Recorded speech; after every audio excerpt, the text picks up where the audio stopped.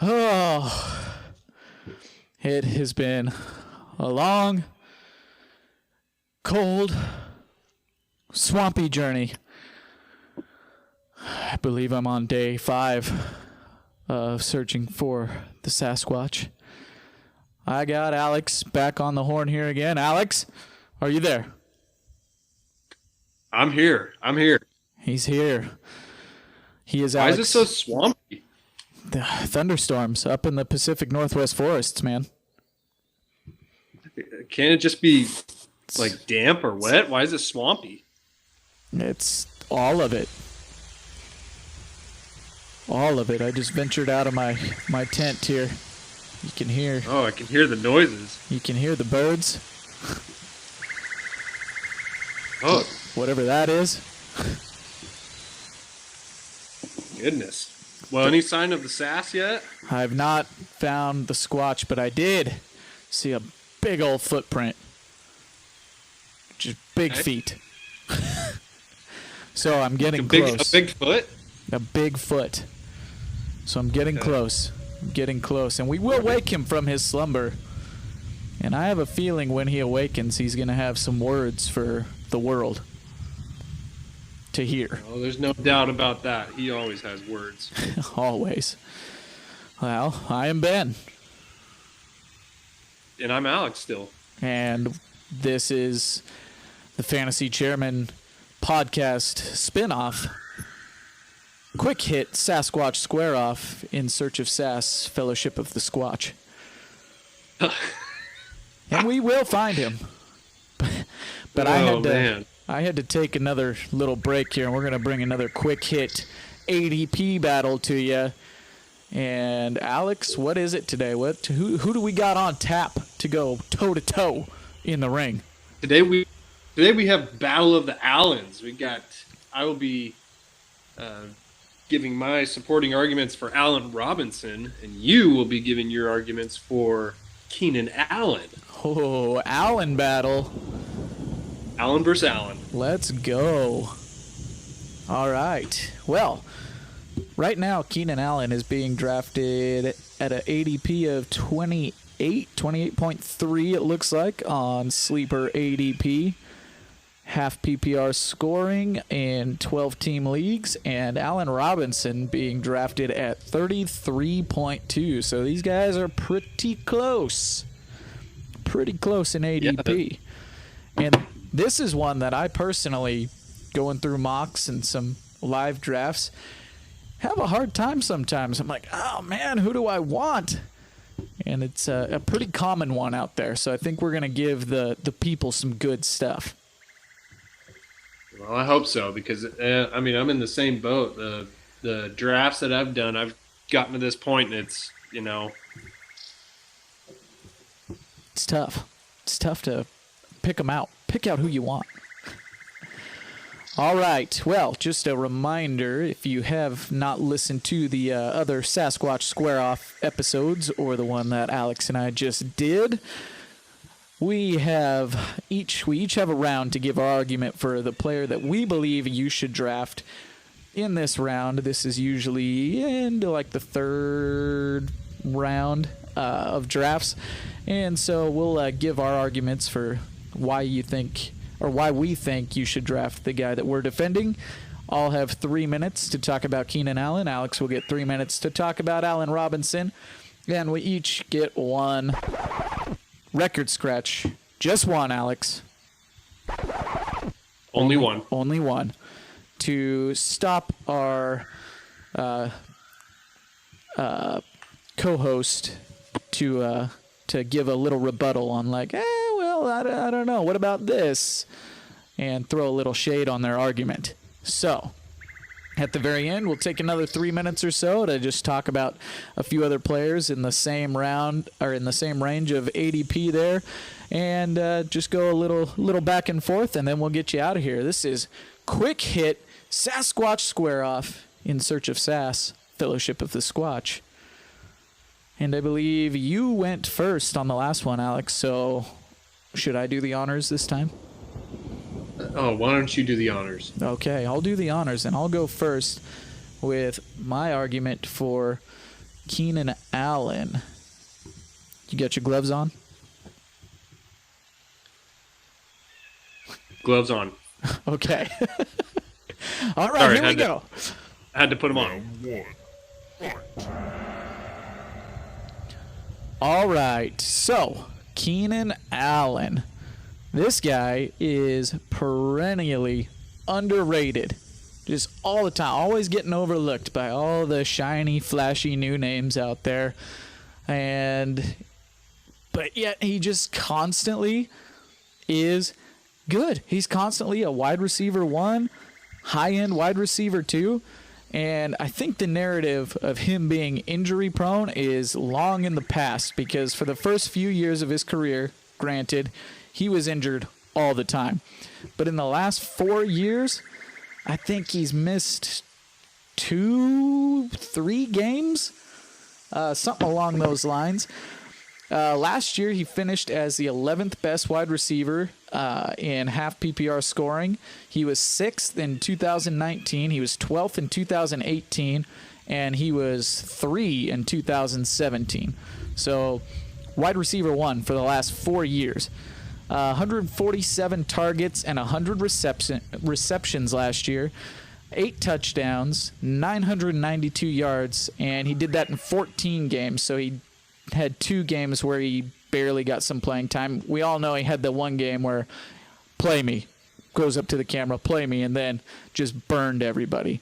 That sucked, but I'm still going to trust Keenan Allen here. He consistently maintains a 65 to 70% catch rate year in and year out, and he's averaged 145 targets over the last 4 years. 145 targets, is that good, Alex? I mean, it's not bad. Well, you're right. That's correct. That's a lot of targets to average year in and year out. Last year, he had the lowest average depth of target and the lowest yards per reception of his career. And I think we see that bounce back. Normally, he's sitting up in a range that's quite a bit better than what he was last year.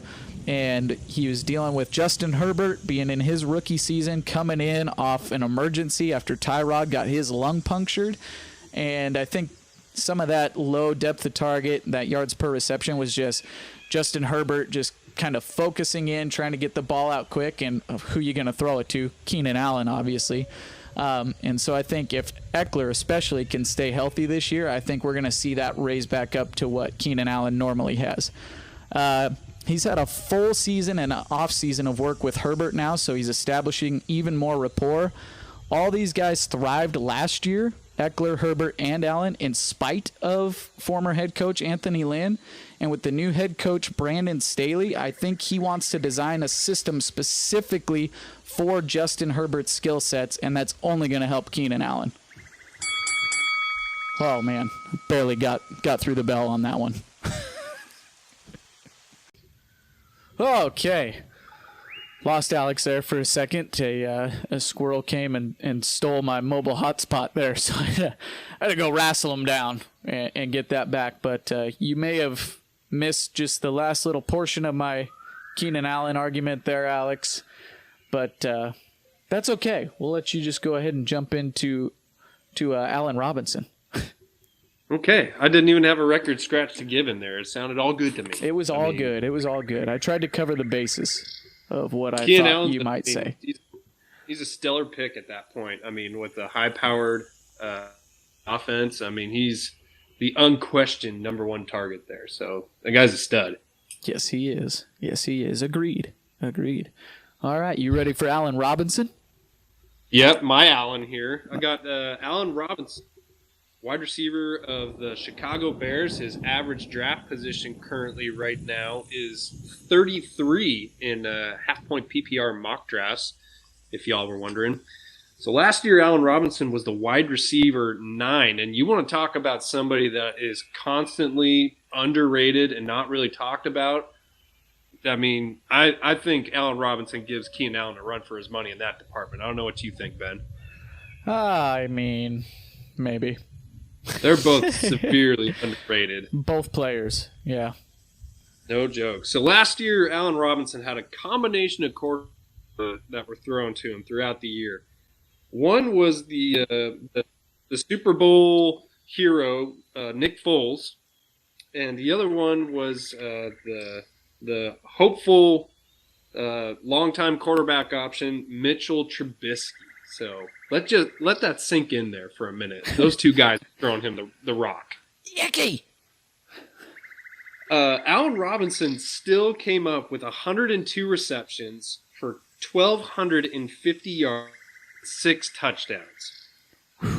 Let that sit in there for just a minute. Let that just Trubisky and Foles, and he was able to come up with those numbers. It's pretty good. That's pretty wild. So he's still the unquestioned number one there. They lost. Oh my goodness, I'm blanking on his name. The guy that they just shipped to the Texans. Anthony Miller. There's no more Anthony Miller, but Darnell Mooney is starting to step up and showing a lot of promise. He might, take a few more targets, or at least Anthony Miller's targets there. But Allen Robinson is still going to get 120 targets easily, way more than that probably.